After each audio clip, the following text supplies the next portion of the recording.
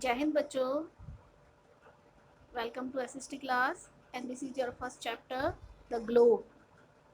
The globe means होता है बच्चों पृथ्वी का नमूना, या हिंदी में आप इसको प्रतिरूप भी कह सकते हैं। अगर आप इस पेज में नीचे देख रहे हो तो आपको ये दिखाई देगा येलो कलर में, ये जो दिया हुआ है आपका, इसी को ग्लोब कहते हैं। Let's start the chapter and the first topic is earth. Earth means prithvi. Earlier people held a firm belief that the earth was a flat surface, stable land.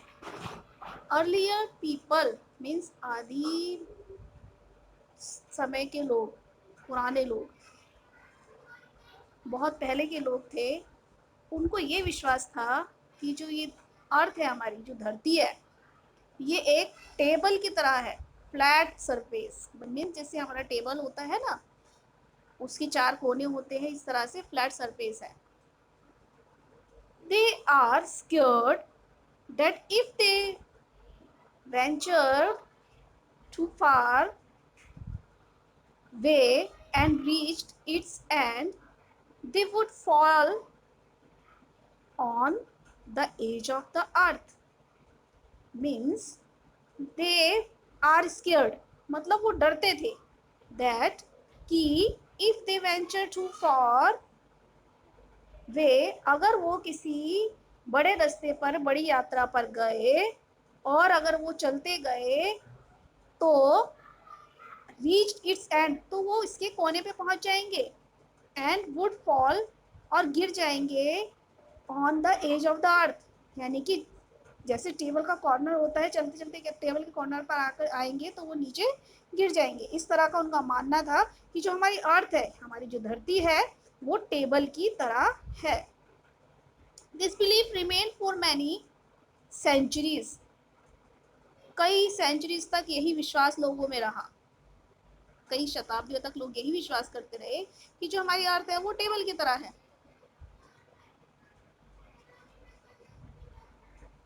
Ferdinand Magellan, who was a Spanish explorer, made a historic discovery. एक Ferdinand Magellan नाम के Spanish विस्फोटक, explorer का means विस्फोटक जिसको आप कह सकते हैं, उन्होंने ये हिस्ट्री बनाई, उन्होंने ये इतिहास बनाया। डिस्कवर किया मीन्स खोज की। क्या क्या किया उन्होंने, नेक्स्ट पैराग्राफ में देखते हैं। He sailed on a journey by ship and kept on the traveling in the same direction. उसने एक यात्रा शुरू की। सेल्ड मतलब शिप पर यात्रा करना।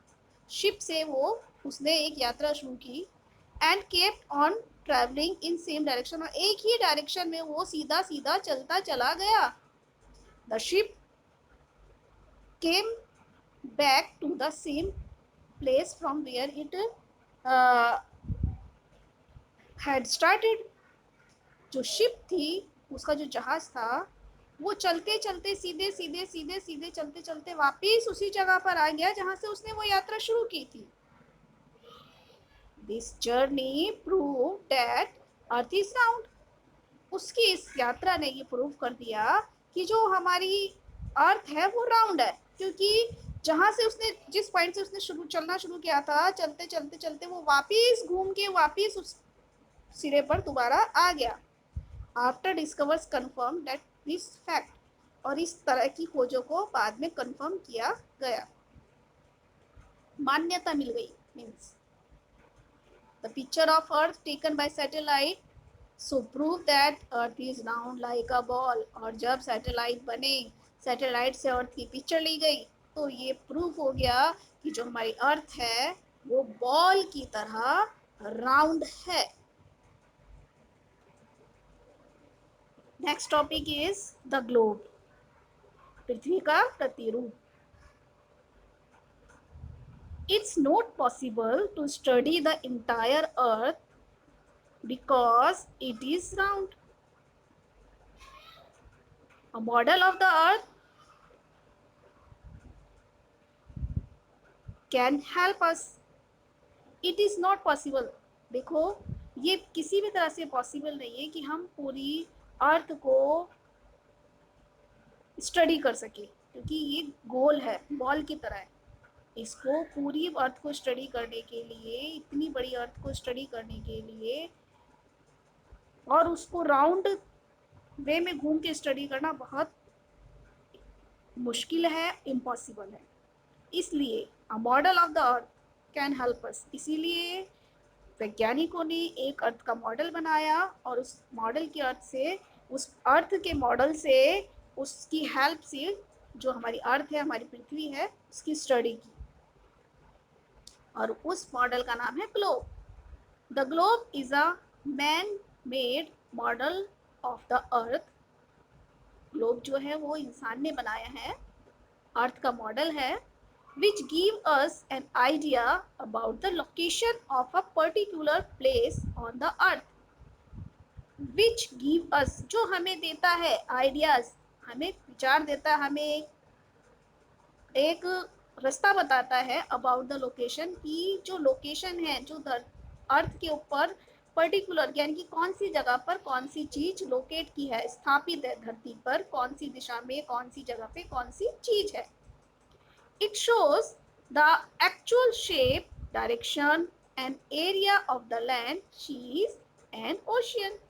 इसके थ्रू ही, इस ग्लोब के थ्रू ही हमें एक्चुअल शेप पता लगती है, डायरेक्शंस पता लगती है कि नॉर्थ कहाँ है, ईस्ट कहाँ है, वेस्ट कहाँ है, साउथ कहाँ है, एरिया पता लगता है, लैंड एरिया कितना है, समुद्र कितने हैं, ओशन कितने हैं, महासागर कितने हैं।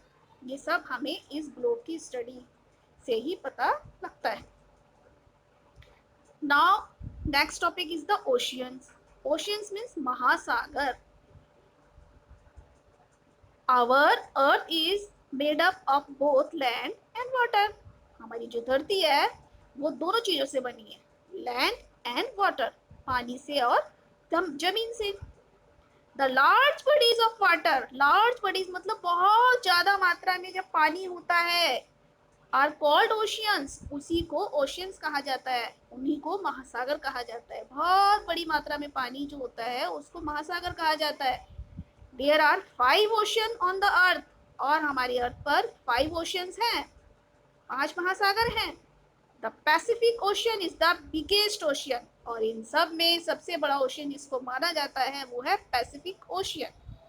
The Arctic ocean is the smallest ocean, और आर्कटिक ओशियन जो है वो सबसे छोटा है।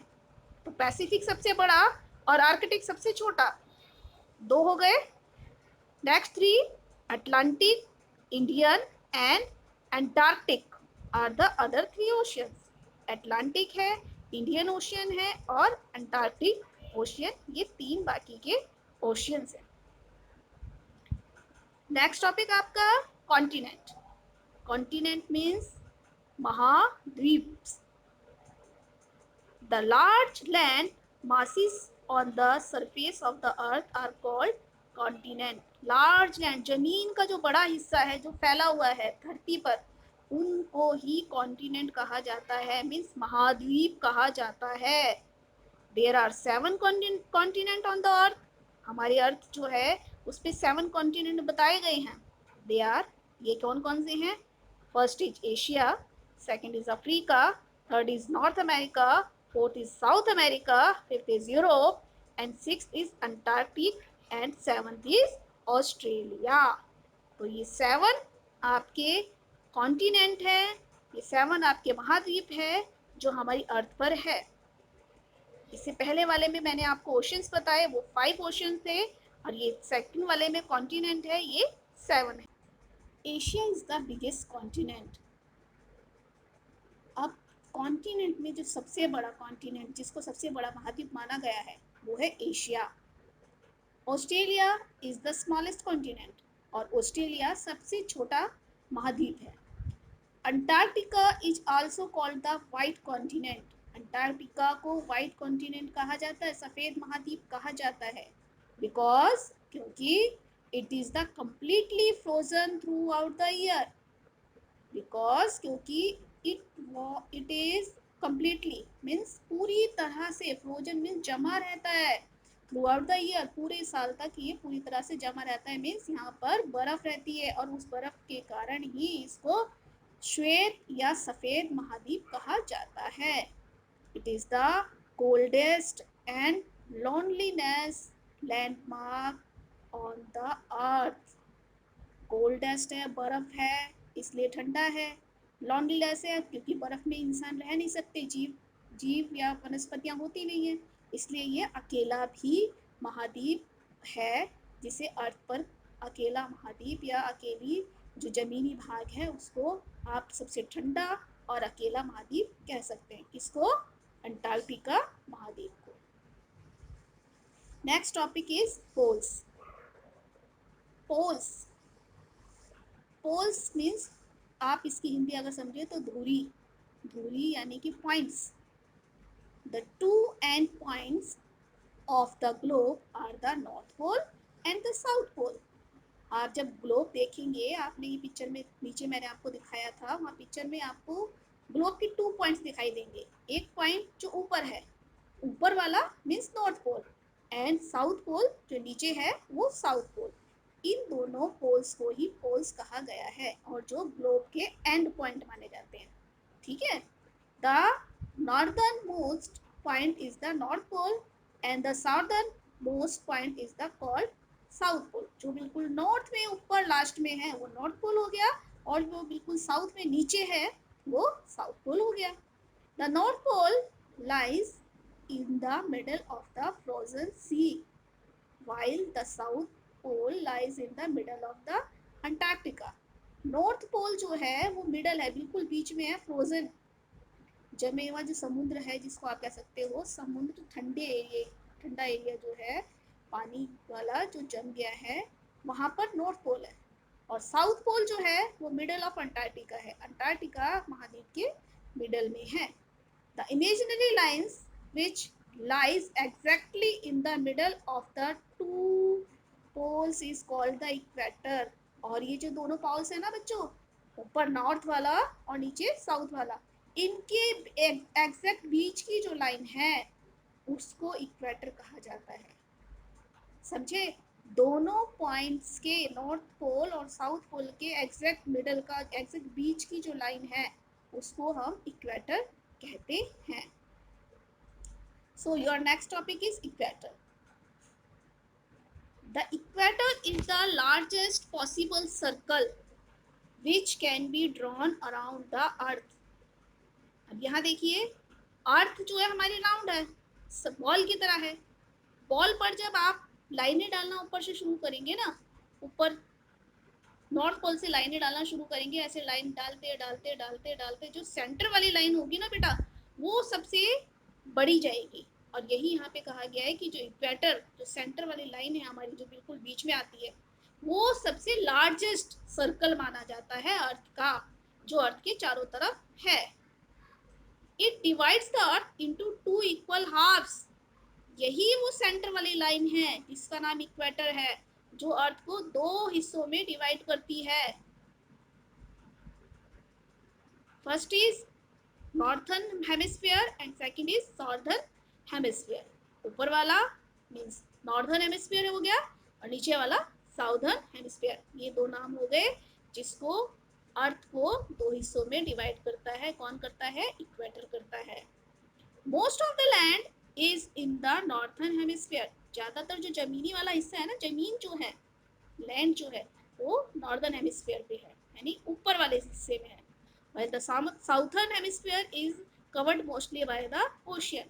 और जो नीचे वाला हिस्सा है जमीन का, मॉडल का, अर्थ का हमारे, वो साउदर्न वाला है, वो जो कवर है वो समुद्र से कवर है। तो समझिए बेटा, आपका ये टॉपिक और आपका लेक्चर आज इस टॉपिक पर एंड होता है। जय हिंद बच्चों।